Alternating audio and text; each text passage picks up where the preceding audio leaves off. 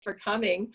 For those of you that are guests and unfamiliar with our group, the Illinois Women Conquer Alz, or IWCA, was formed in 2017 by the Alzheimer's Association Illinois chapter. The purpose of this organization was to engage and empower women in the fight against Alzheimer's through fundraising events, educational programs such as the one we have today, and advocacy initiatives. If you are not an IWCA member, I invite you to join us at ilazwomen.org. And just a couple of clarifications. I think a lot of our members know this, but women are at the epicenter of Alzheimer's, the epidemic. Almost 2/3 of Americans living with Alzheimer's are women. And not only are the women more likely to have Alzheimer's, they're also more likely to be the caregivers. About 13 million women are living with Alzheimer's or caring for someone who has it.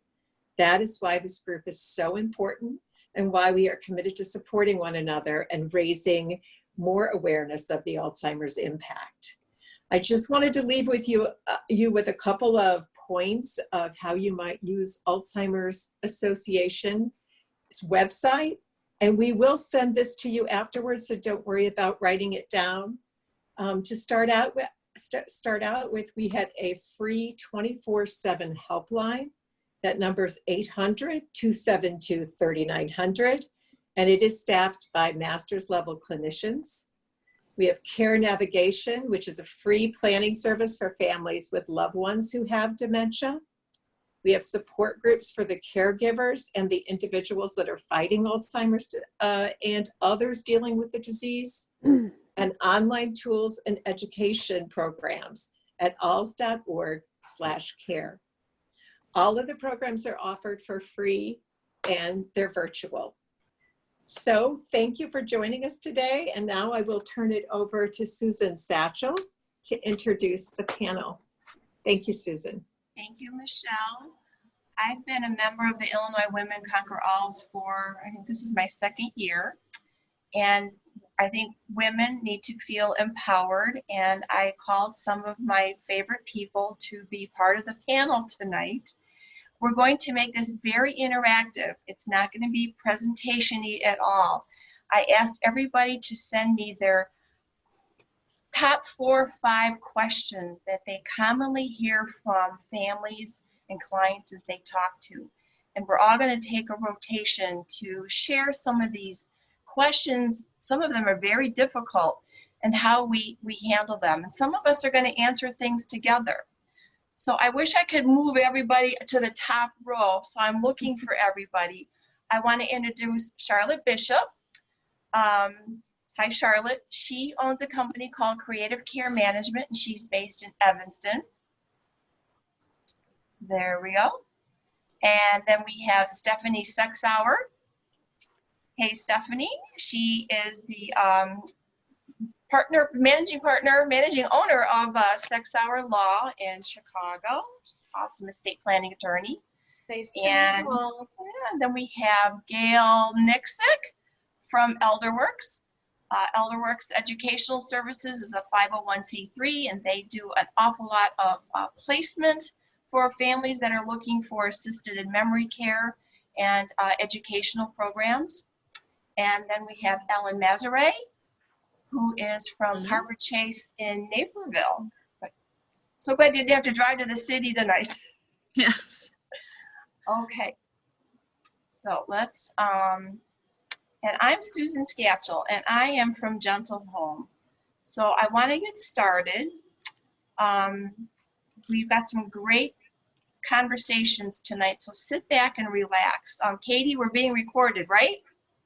Okay. So I'm going to start off with Gail tonight. Gail from Elderwerks. Stephanie, you want to start us off? Sure. So Gail, I know a little bit about what you do, but I wonder if you can answer this question for me, because I think it kind of helps highlight what you do and how you can help people in need. My mother or father has been at home and not getting enough socialization. We're considering looking at a community. During COVID, how can we look at each of these communities if we can't personally tour? Okay, great question. And this comes up just about every day. So not only do we have COVID in place, that adds another layer of stress and consideration, but the biggest fear that families have is that when they're trying to look into the options and even of how they go about looking into the options is once they are able to choose a community, will they be able to see them? So again, backtrack in terms of trying to find out a little bit about the community. Each of the communities, and Ellen could address it as well a little bit later on, but they're getting very creative. So they're walking around an iPad, and it really is also a very interactive virtual tour. So they're able to see not only the community, they're able to see the residents. And now things are opening up a little bit, so you will see a lot going on in each of the communities.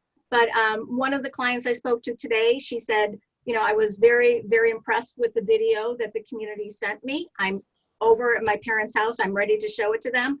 So it's really a step in the right direction. They're just doing it a little bit more creatively so they can get a good feel of what the community is all about. But it really is time saving too, that they're able to see these videos and spend some time researching it that way. And I can add to that if that's okay. Sure. You talk about being creative. So at my community here, I have a first floor model. So I cut holes in the bushes and I put little stepping stones, and the families were on the outside, and I would open the windows and they could literally poke their heads in and look around. So when Gail says the communities are getting creative, we really are. And it's working. And the virtual tours, I used to have one, now I have about 18 different tours that I can send out to families depending on their interests. That's great. Yeah, that's great. So I hope I answered it. Yes. So, but yes, creative is definitely the way that things are being done right now. So I can ask the next question for Gail, if that's okay. We're wondering, if we move my mother or father, what if he or she should require additional care? Do we have to move them? I think years ago, oh, there's an echo there. I think somebody might be moving with their phone. Can everyone hear me okay? Yeah. Okay. So I think, again, in previous years, and the model when they were looking at communities and when people's health were changing and declining, they automatically thought that they would have to move out. Most people are aging in place, and that is they're adding the layer of services that they need, whether it be in their home or whether it's in a community. So they say to me, well, you know, mom or dad is 92. I cannot imagine moving my mom or dad again. Good point. Absolutely valid. Understood. A concern. Uprooting anybody at any age is concerning. So I would say that most likely, unless they need, you know, the skill, you know, whether it's, you know, vents or something very, very serious in terms of complex care, they really don't need to move them. Gail, I've got a question for you. Families do a lot of research on communities online, and sometimes they seem to get redirected somewhere else, and they're not the community, they're not talking to the community that they're looking at. Families are concerned about the information being shared with so many other parties that they really have no interest in talking to. How can families avoid that, and what should they look for? Oh gosh, we call it kind of getting hijacked. You know, once they're looking specifically for a community and then they get rerouted somewhere else, and then they find out that they're talking to someone else, and once they've given them all of their information, they share it, perhaps, maybe not all, with partners, or if you will, meaning communities, and then they continue to get phone calls. What I would say, the best advice I would say is clarify who you're talking to and say, is this ABC, you know, community in Evanston? If they say no, and say, I'm sorry, I'm just going to be finding the correct telephone number. It's just unfair, because what I think what happens is that there's so many search engines and words, whoever is in that first lineup of 10, they get directed to an outside party that is going to gather their information. And most, to be honest, they're not all that going to be that helpful because they too aren't here locally. They don't have a flavor for what the communities are. They're somewhere in another state gathering the information, then again, forwarding them to somewhere else that may or may not be even within what they're looking for. So it's best to really clarify who they're talking to. And again, go back on the internet and go very specific in terms of what you're looking for to make sure you got the right party. But I don't know how we can prevent for the information to be shared. That haven't figured that one out yet. Do you sometimes recommend that maybe just one family member does all the research so there's consistency in the data collection? Well, there's a lot of ways to do things. I have no problem talking to 11 siblings at all, and I have done it with a conference call. Sometimes they call us and they say, we are the point person, and I said, that's great. How do you want the information to be shared with your siblings? So if I'm going to communicate, my follow-up communication is via email. I go, do you want to share their email? So I'm sending everybody the same information. But lots of times siblings are out of state, but it is easier if there's one point person, and we don't have to get into the responsible individual that's been designated as the power of attorney. I would just say to them, who's more involved on a daily basis with your mother and father? Have you had a discussion with your siblings about this? And hopefully that's the way to go. But one point person is generally an easier way to communicate with them. My question, Gail, this is Charlotte, and I think it builds on what you've just said. And the question is this: my siblings and I aren't in agreement on what my mother needs for care. She thinks she's fine and doesn't need any help in her home. My sibling lives in California and is here twice a year. And so she can't see mom decline. So since I live 30 miles away and see my mother regularly, I know she needs help. How can I get a professional opinion of what my mother needs and get my sister to understand? Oh, I call that sibling the away team. They're out of state. It's kind of really hard because, like you said, they haven't been close to their mom and they really don't see what's happening. And a decline could happen very quickly. They perhaps think that mom is the same that they remember when they were here a few years ago. So I would, at that point, I would suggest talking to someone like you who is non-biased, in terms of that is able to get a little bit of background regarding mom, and then the sibling here, and then the sibling in California or wherever she might be, and ask about having a conference call with the two of them. To see that these are some of the next steps, because you can see it, you've been able to see your clients and get someone to understand things are changing. And as we know, COVID is changing a lot of things. This individual has not seen her mom in quite a while, and there probably is significant change, but it's always better to hear it from another professional rather than a family member. Thank you. Sure. Thank you, Gail. Next, we'd like to talk to Charlotte Bishop. Would you like to introduce yourself? Hi, everyone. I'm Charlotte Bishop. I own Creative Care Management. I help seniors and the families who love them find all the information they need to navigate all the choices and decisions that confront them, especially when a crisis happens. So I'm a crisis navigator, a problem solver, and a plan maker. So I'm going to start off, Charlotte. Are all families always in crisis? How do people, or where should they start to plan for themselves or a loved one? That's a loaded question. It really is. Too often families come to me after the crisis has occurred. Mom has fallen, broken her hip. Dad was found wandering, didn't know how to get home. And I always encourage families to talk with their loved ones ahead of time. It's really okay to plan and to start the conversation about what would you like if you needed certain kinds of care, or what hospital do you want to go to, or even something as basic as what's your medical history. And it's when a crisis happens, people are just focused on the problem right at hand. And quite often there are so many other issues that feed into any good decision making. It's really necessary to try to get as much information as possible, even to the point of knowing who your loved one's doctor is or what medications they're on. Okay, I'm gonna ask, how do I navigate all the changes of an individual that's going through? What is the process? Well, it actually goes back to what I was just speaking about, starting the conversation. Start the conversation before the crisis. Get to know your loved one and what their wishes are. Sometimes people are very resistant to talking about their care and what they want.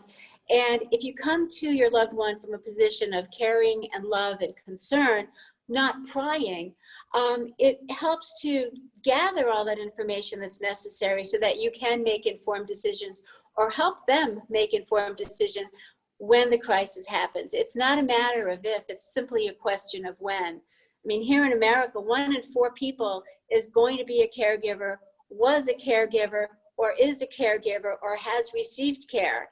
And if you think about that, every one of us is in a position of needing to help someone or receive help at some point. So getting good foundational information is essential.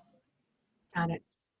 Whatever happened to work-life balance and when we're dealing with a pandemic? Kid care, homeschooling, caring for an older loved one. Yeah, the pandemic has changed a lot of ways that families are coping. There are a lot of long distance caregivers that are dealing across the country with their loved one and worried about isolation, many of whom are in long-term care communities. Other families are worried about caring for their loved one across the street or across town, while others have brought their loved one home. And I think work-life balance really is essential to look to yourself to find and find that place where good enough is good enough. If you're dealing long distance, pull in care managers, pull in home care agencies to help your loved one. If you're dealing with someone across town, it's okay to get help. It's okay to make a network of people who can check on your loved one. And if they're in the home, it's okay also to bring in home care agencies. Working with an agency gives you that safety net where long-term care communities might not allow someone from a family into the community, but they are often allowing home care agencies to bring their professionals in. So it's be patient with yourself, be patient with your loved one, and look to outside resources to bring the support you need as you're caring for a loved one so that care is being provided and everything is slotted into space and you have time for yourself, but also patience with yourself because this is unprecedented, and bringing in outside services and family members to help, to make calls, things like that, can really go far to help you find balance. Charlotte, I have a question. Do you have any concrete tips for how to start the conversation with your parents when they want to control things, they don't want to share responsibility? Yes, specifically, gather your thoughts before you approach your parent. Think about what is it that you need to know about them. Start putting together your own social and physical history as you remember it during the course of your life. Do you know when your mom had surgery? Do you know if your dad is a veteran? And then you can just ask questions in a conversational tone to try to fill in some of those blanks. I have also suggested to families, sometimes you have to be a little bit of an investigator, look in their medicine cabinet or their kitchen cabinet, see what medications they're on. That can tell you a lot about what's going on. If you see multiple bottles for the same medication, why is that? Are they taking their meds, or are they forgetting that they bought a prescription and they're replacing it? Any number of things can be going on. And sit with your family member from a position of love. Even though they may be resistant and say, I'm the parent, you don't need to hear this. The reality is, if an emergency occurs, you want to be there for them. And so entreat them to work with you to give you this information that you can help in the time of a crisis. You'll be able to help the doctors and you'll be able to help them limit the time in the hospital, limit the time with medication and various services, because you're going to know what they need and what they want versus good guessing. And let me ask you this. How do I know what's the right decision? When all this information swirling around, it's not my field, there's all these acronyms and things like that, and it's overwhelming, I'm confused. How do I know what's right for my parent? I hear that a lot, especially when I introduce myself as a manager, because what I do is help people navigate those decisions. What you need to do is if you're caring for a loved one, either directly or peripherally, learn what you can about what the diagnoses are that they're dealing with. Learn what you can about the medications that they're on. Listen as intently as you can when they talk about their overall health. And then realize that by pulling in medical opinions, specialist opinions, you're going to have to make a decision or help your loved one make a decision, and then rest in that. As new information becomes available, then you can modify the decision. But sometimes there really is no good decision, and you simply have to choose a course of action and then adjust with that and whatever outcomes come from that, recognizing that you're trying to make the most informed decision with the information available. Thank you so much, Charlotte. Next, we'd like to shift over to Stephanie Sexauer. Would you please introduce yourself? Hi, everyone. Again, Stephanie Sexauer. I have a small law firm where we focus on estate planning, so wills, trusts, that kind of thing. We also handle adult guardianship, which is a component of elder law, and we do probate decedents estates after someone's passed away. Stephanie, let's start off with this question. My parent is starting to forget to pay their mortgage, and they're forgetting about doctor's appointments, and they're just generally slowing down. What should I be worried about? So this is probably a stage that we're all very familiar with. It's the stage before you're able to really implement a plan for them, that they still very much have a voice, and yet you're starting to see things that concern you. So in a very ideal world, your parent would have completed an estate plan with an attorney long ago when they were younger, and that plan could carry them through the end of life. However, we're at a really fragile place right now where, in doing estate planning, we care about money. We care about getting money to the right person at the right time, avoiding too many costs and taxes. But there are also some documents we create in an estate plan that are much more important to me. Powers of attorney for healthcare and property. So these documents are vital for a senior while they're alive. The documents can describe who should handle things like contacting Social Security and investment accounts, retirement accounts. It describes some end-of-life decisions and who should be making those decisions, and at what point those documents become effective. So in an ideal world, we'd have the ability to draft powers of attorney for someone when they're starting their decline. Stephanie, my father had a stroke and he's completely unable to attend to any of his regular affairs. He's lacking the capability to make financial or medical decisions. What am I supposed to do now? Well, this is a really good it's a great question, especially in contrast to the last one. This is a different stage of life. Following a stroke, there's always the hope for recovery, but it was something like Alzheimer's, when it's very progressive, where we're probably not getting better, it's only going to get worse. We have to start thinking, what are we going to do? Dad literally maybe can't speak.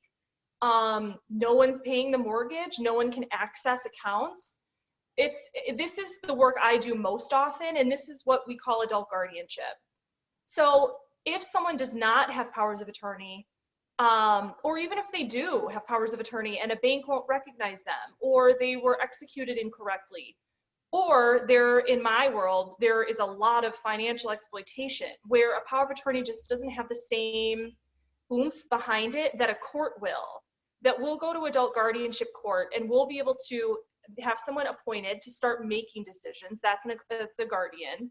And we have the power of the court behind us. So we can do things like prosecute financial crimes, sell houses, get a reverse mortgage, sign contracts for nursing homes or skilled care. That's where it's a very serious step, and it's a last resort for sure, but that is an option.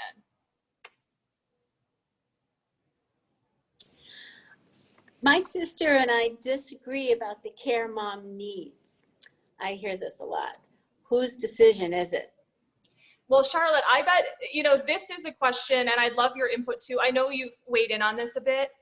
To me, it's, as a lawyer, when I think of what the duty of an adult child has, whether, especially if they're in one of these representative capacities, a fiduciary, being a power of attorney agent or a guardian, it's so vital to be able to say to yourself, what would my mom have chosen in her best moment? Not when she's being so forgetful or she's become angry, but what would she have done for herself? And that's the decision you should go with.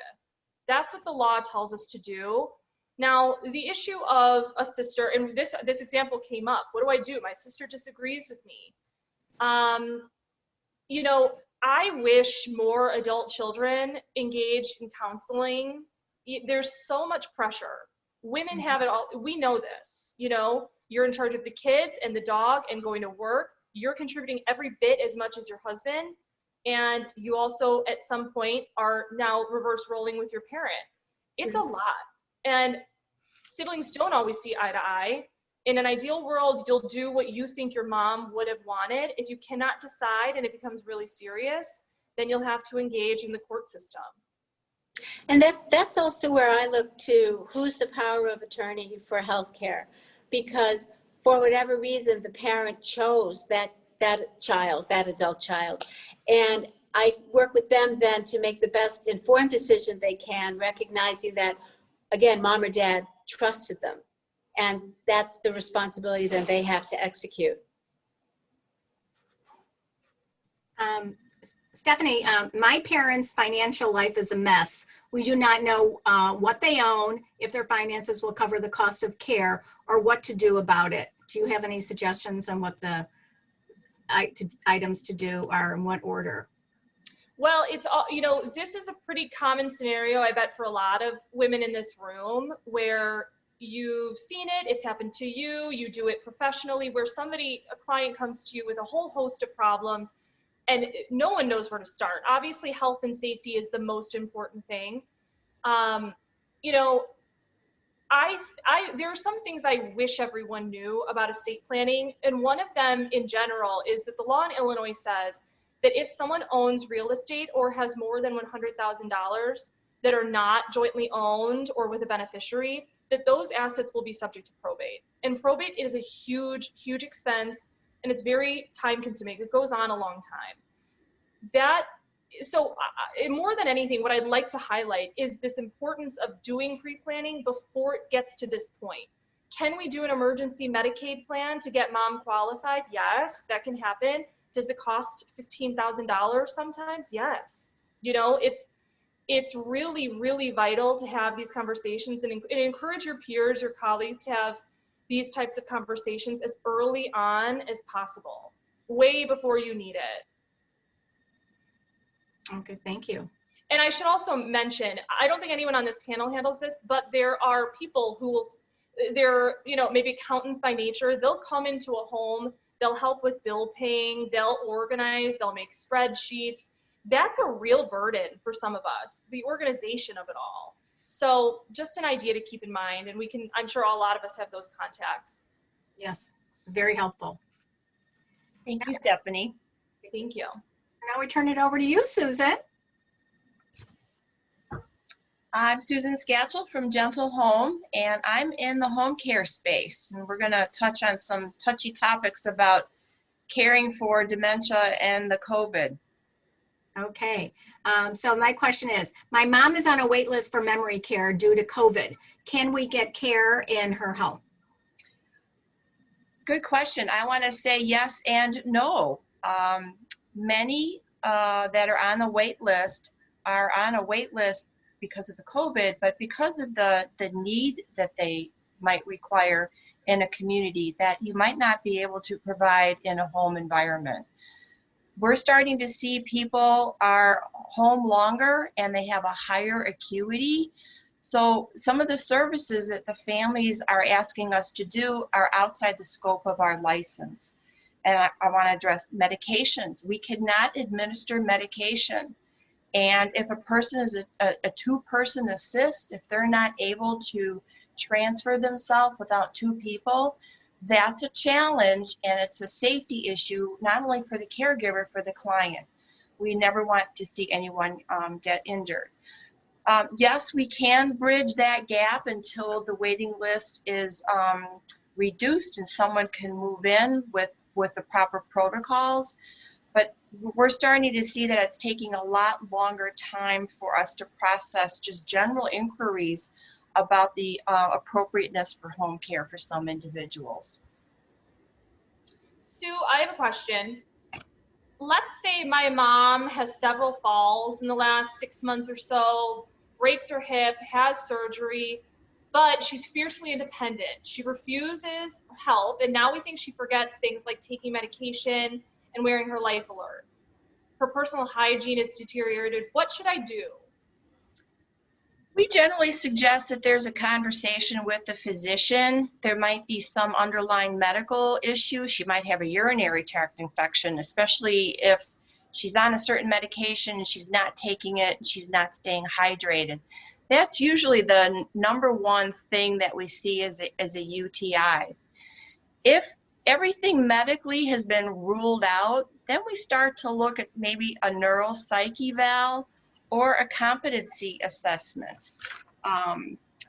You know, the neuropsych eval can identify some of the changes that are happening in the brain, and families are often caught off guard when there's a neurocognitive diagnosis. But it's important to seek that out because it can tell you like what direction to go. And the competency test, this helps identify if the individual can make decisions on their own behalf. Stephanie, do you want to add anything else to that? No, I thought that was a great answer. You know, it's do what you can, get the doctors involved, get the team. You know, caring for a senior is, I think, probably a lot more work than caring for a baby, where you need so much help from so many different types of people. Get the team ready. You know, it's going to be a road. Yep. And sometimes it might be helpful to seek the services of a Charlotte bishop. Having that neutral third party who's not emotionally involved. I'm just the daughter. What do I know? But when you bring a care manager, they can bring that neutral party and look at things at a very high level and zero in on and make out a plan of action that sometimes is more readily accepted than the daughter. Good question. So Susan, my mom has dementia and we want to get a caregiver in the home. How do you assure the health of your employees? Does everyone wear a mask? How do we protect my mom from potential contracting COVID? That's a really good question. And, you know, it's something that we all try to find the balance, the CDC and IDPH, you know, blowing in the wind every day. What do we do today? What do we do tomorrow? It could change like that.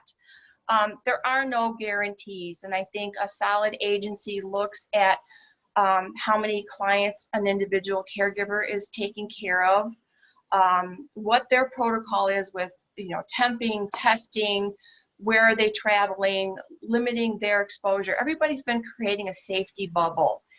We have to rely on our families also to create that safety bubble. What family members are coming in the house? Is there a home health nurse? Is PT coming in? Is the visiting chaplain coming in? Are parishioners from the church coming into the house?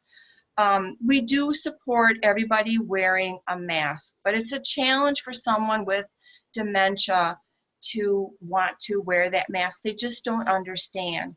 But we certainly try to encourage that when we're doing more personal care and you're physically, you're within that 6 feet boundary, especially with the personal care. That's really important. And then if you're not providing care, maintaining safe distance. We also want to make sure that the caregivers feel safe in the home as well. And if families are coming and going and there's a lot of activity and people are just not being cautious, that's a conversation we have to have with the family, and we may remove ourselves from the home. So Susan, to follow up on that, I think what you're talking about is very important, because there are times where people will ask me, well, what about a private caregiver versus someone from an agency? And I like the fact that your office team is supervising. So there's that safety net for your employees as you're engaging with your client, because you're teaching your employees how to be safe too. And you're watching out for their welfare. And I think that's important for people to understand, that there's a reason why Gentle Home is there to provide the caregivers, but actually also to watch out for the client and the caregivers so that they stay healthy. That's so true. You know, we've done so much training about, you know, how to use PPE equipment. How do you put it on? In what order? In what order do you take it off? You know, I was putting together the training material and I was taking my gloves off the wrong way. But I think knowing that an agency is supervising the care, you know, when you hire an outside caregiver who's not with an agency, you don't know what their healthcare literacy is, and do they understand, and who's supporting them? Are they getting any guidance and training from somebody and who's giving them the PPE equipment? You know, a lot of the agencies were really scrambling in the very beginning to get PPE equipment for their staff and for the families, because the families couldn't get it at all. And we even had a hard time. That's getting a little bit easier, but that is a concern, is the training and the education and the knowledge. Thank you, Charlotte. So Susan, that leads me right into my question about, you're talking about training for COVID. What kind of training do caregivers get for persons with dementia? How do they know what to do? Well, there was a law passed, Senate Bill 2301, that was passed in 2016, 2017. In fact, the Alzheimer's Association started it. And the Home Care Association got involved, and we tweaked some of the language, but it required assisted living, shared housing, nursing homes, home health, home services, hospice to provide a minimum of 6 hours of training. And they identified 7 or 8 core competencies that must be addressed in this training. Number one was understanding dementia. You know, you see one person with dementia, you see one person with dementia. Understanding that whole disease process. Communication, it's a challenge. You know, now we're wearing masks and everything's muffled. You have to learn how to speak clearly, project through that mask, and enunciate, because they can't understand your consonants because you're talking like this. And then assisting with activities of daily living. You know, in a community like Ellen's, they've got the structure of all these activities. Every day is structured and there's something to do. So figuring out how to bring joy and things that they're able to do, whether it's folding socks or towels or coloring or painting, little stitching, knit cards. These are all things that you learn to have in your toolbox to engage that person. And activities of daily living. Shower is a huge issue for people. How do you give a shower? You can't walk into someone's home day one and say, get naked, it's time to take a shower. And they're like, whoa, I don't even know who you are. It's scary. You need that time to develop that relationship. Problem solving with challenging behaviors. And I hate that term. I like to refer it as unmet needs. You know, is that person hungry? Are they thirsty? Are they tired? Are they cold? It's trying to understand what is not being met for them to cause a certain behavior. Sometimes you can, but sometimes it's the diagnosis, and it's a challenge, and you have to stay involved with the physician and the people that are in the care team. Also providing safe environment. You know, we talk a lot about safety, latches on the door, GPS monitors in the shoes, the safe return wrists. Wandering is a huge issue, and getting people registered with the state of Illinois if someone ever does wander.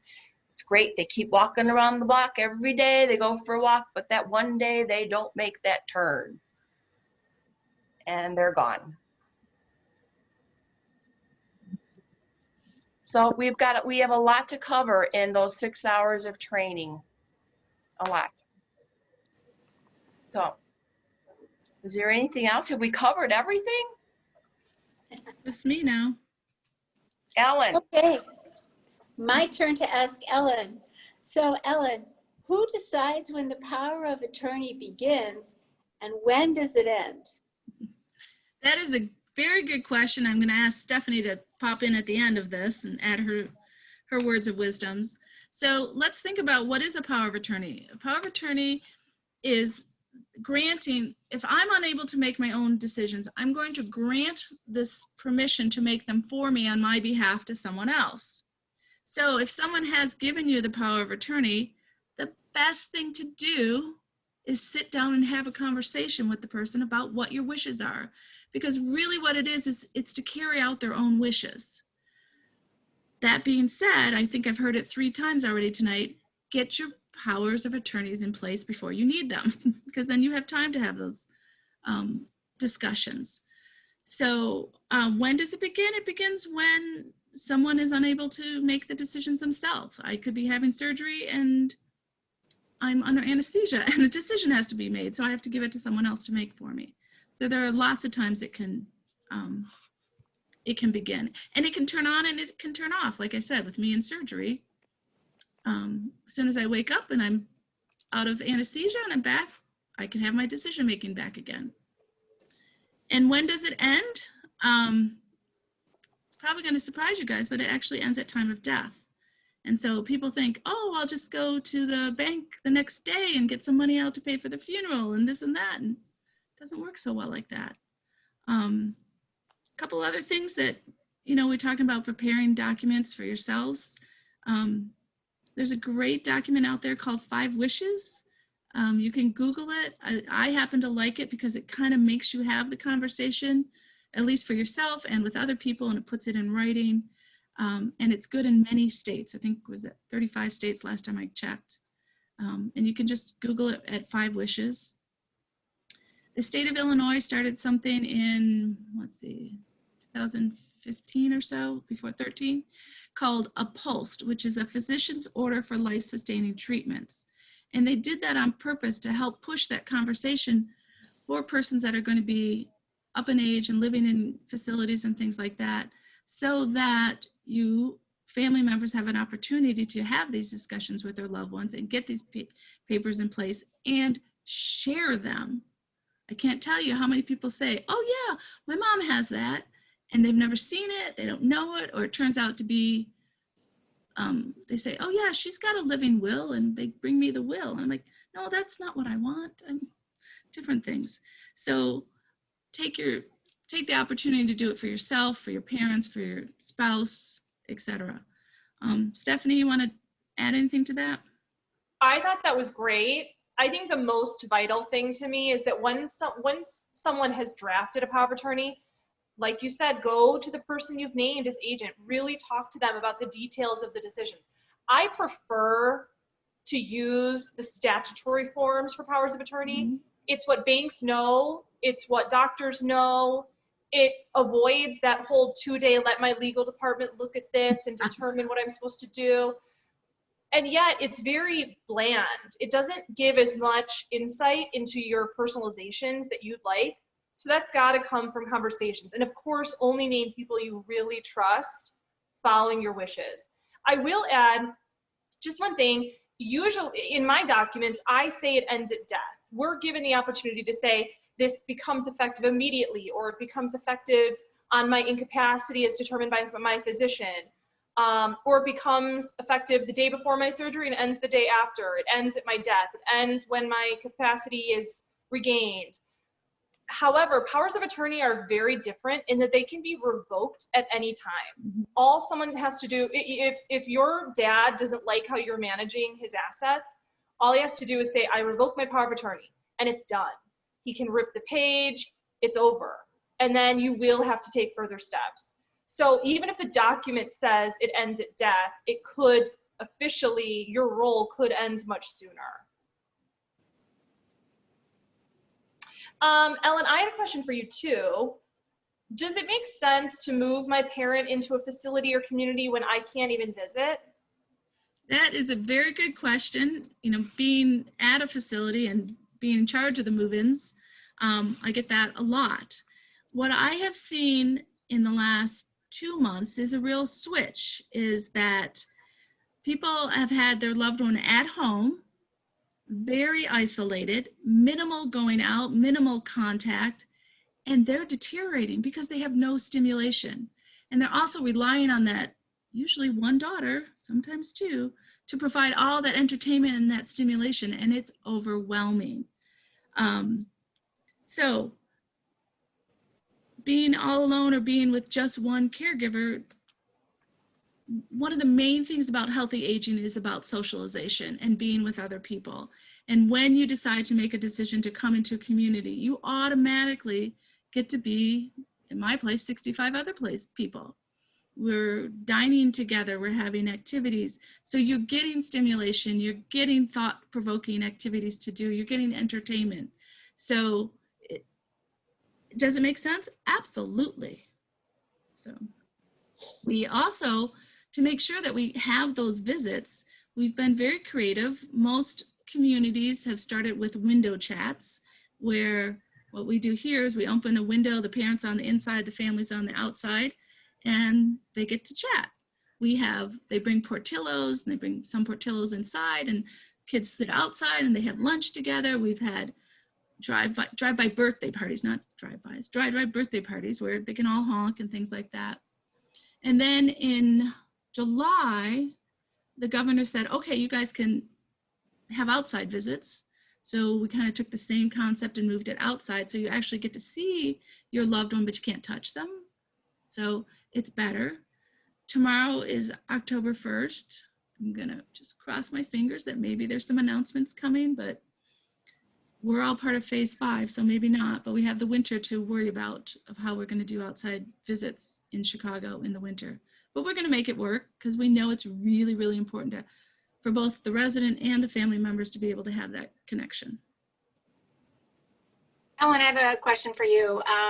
I hear COVID is running rampant in facilities. We hear that. What are you doing to keep the residents safe? That is a very good question, Gail. Thank you for asking that, because it is a real concern of family members. So let's talk about a couple different areas. Let's talk about the associates. So some of you may have this going on at your own workplaces, where when you walk in the morning, you get your temperature taken. We have to do a 13-question questionnaire every morning if we've been anywhere, had symptoms, etc. Hand washing is like crazy. I'm very used to it now. I'm like, I can actually tell when I'm like, I haven't washed my hands for like an hour. I got to do it. So it's a new, I called my mom and said, I think I've been becoming a nurse because I want to wash my hands all the time. So we have very strict guidelines that we follow the CDC recommendations. Our residents have that same screening every day. We're taking their temperatures 3 times a day. We watch for signs and symptoms. Anybody who's having any symptoms, we immediately pull them from any group activities and have them sequestered in their room, in their apartments for a day or 2 until we shake it out. Is it just an allergies? Do I have a sneeze? Or am I really, uh-oh, I've got a temperature. We better figure this out quick. So what I've always said, that I feel very safe here. I'm very lucky to come to work because I feel very safe. I call this our cocoon, that all of us, our residents, our families, our associates, all know the value of keeping COVID out of our building. And it's kind of like, you know, in industrial areas where they have, 322 days without an accident, we're like, okay, we did it again, another day, no COVID. And so we own it. And that's how we keep our residents safe and us safe. And we know that whatever we do at work, we have to do at home too. So those same values of hand washing and temperatures and social distancing and masking and no travel and things like that, that goes back to our household that we live with, because they're the family too. Ellen, before we get to the last question, I thought of something else. So if a family is looking at 2 properties, one that's had COVID and one that hasn't, Mm-hmm. which one should I look at?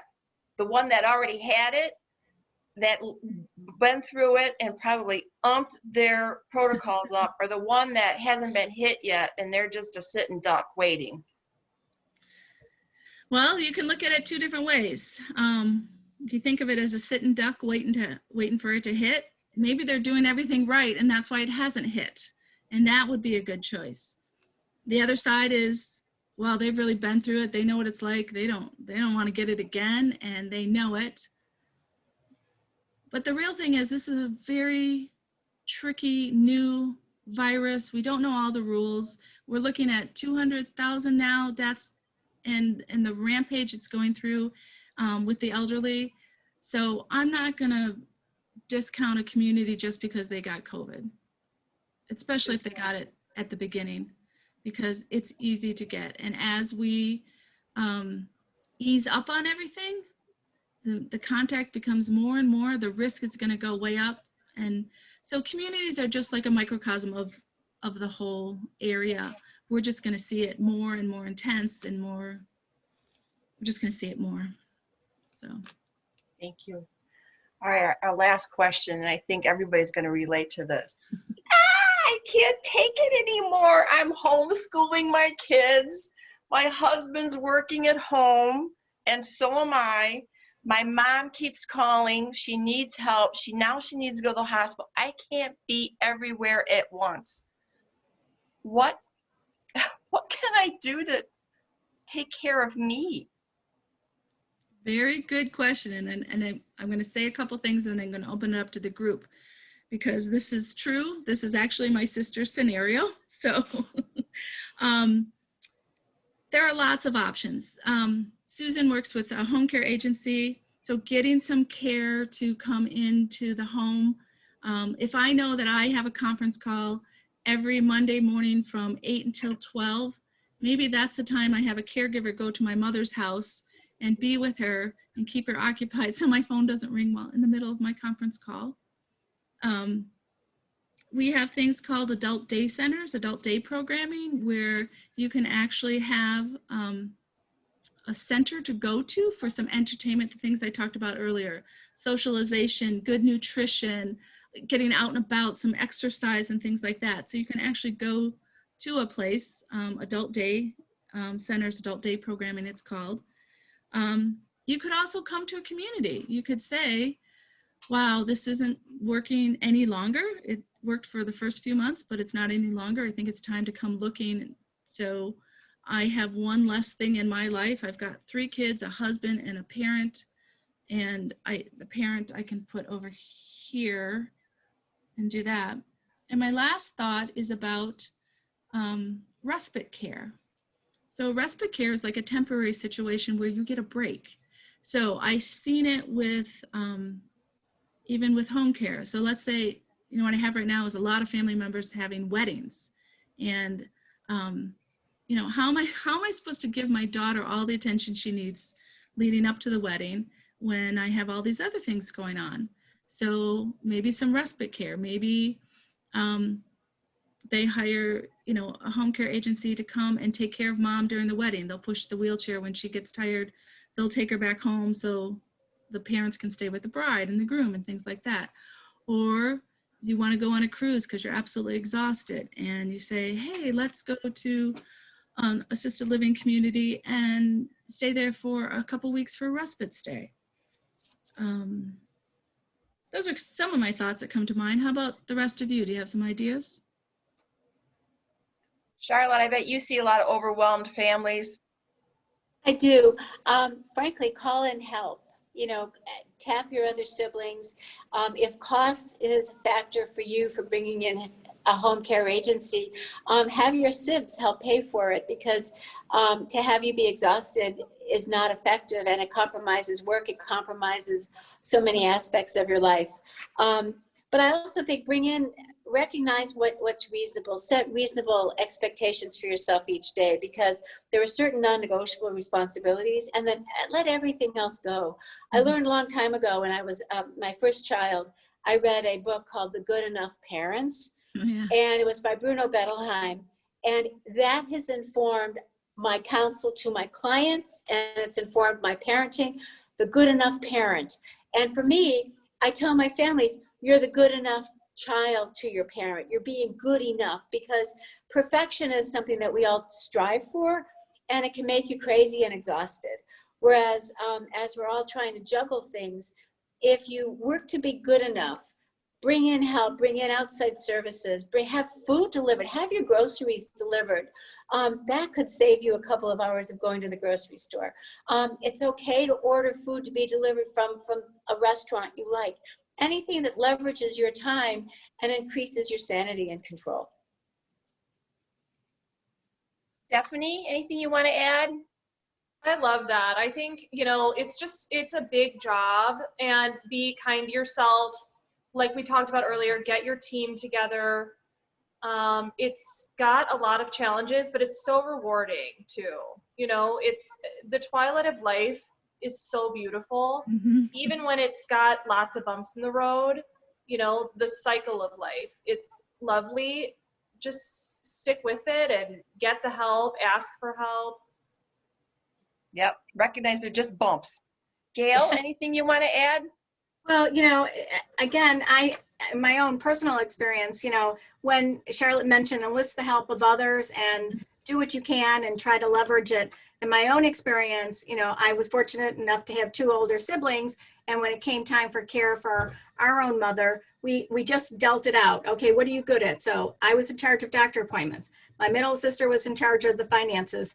And my other sister was in charge of anything else to do with the home maintenance. And it really worked. So they were very impressed. The social workers used to say, well, you got a corporation going there. It all just seemed to work. And it really did. So I would just say, always enlist the help of others. Don't be afraid to ask. To say, I can do this much, but I could really appreciate if you were to help me with this piece. And I just think it makes for a better communication and hopefully the care for their loved one. For me, I've had to learn to identify some stressors and know when I was getting to where my cup was running over. It was no longer just half full, I was drowning, and knowing when those triggers were hitting for me and calling my circle of friends to refresh my coffee and give me more energy.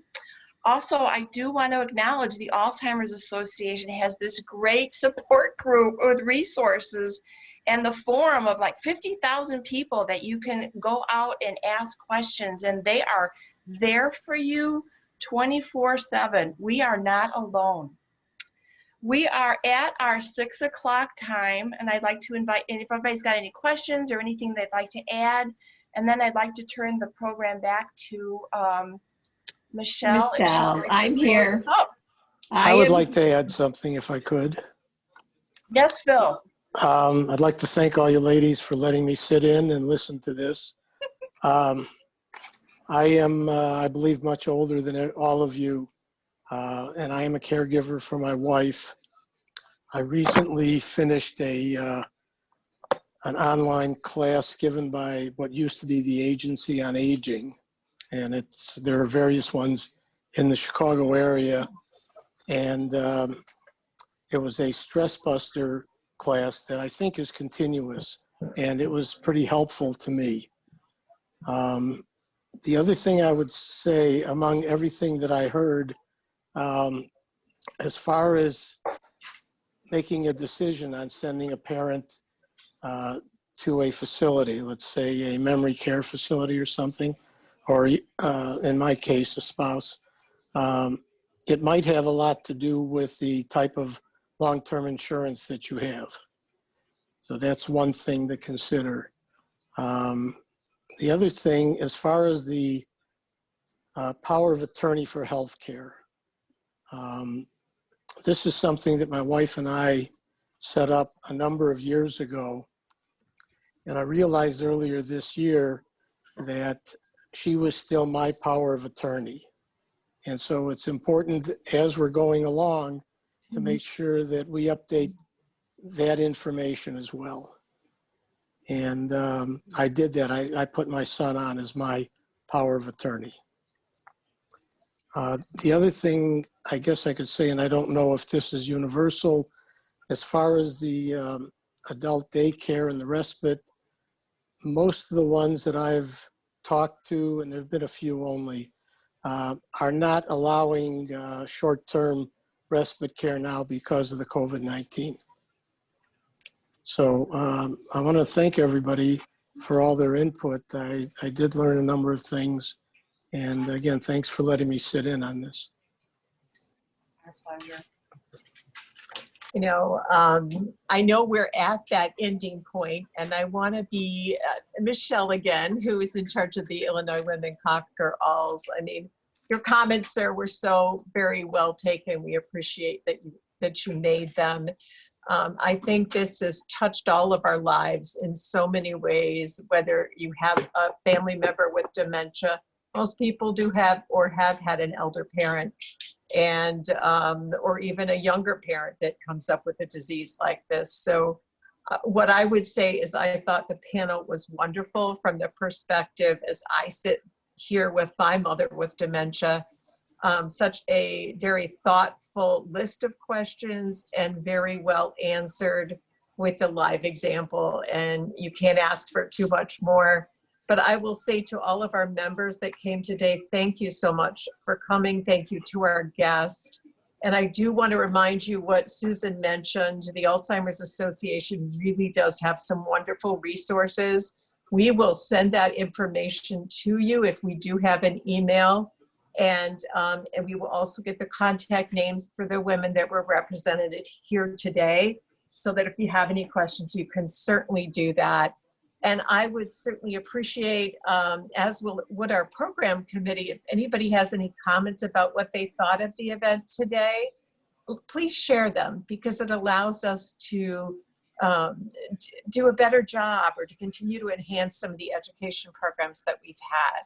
So we thank you for being here. I'm just going to leave saying you will get some information on Alzheimer's. The 24/7 helpline is something. So I'm going to mention that number. It's 800-272-3900, amongst the other tools we talked about earlier. And thank you so much again for joining us today. Hope everybody has a great evening. Thank you so much. Thank you. Thank you to the panel as well. Thanks. Great job. Bye. Really. Thanks, great panel. Bye-bye. It was wonderful. Thank you. Good night, everybody. Good night. Bye. Gail.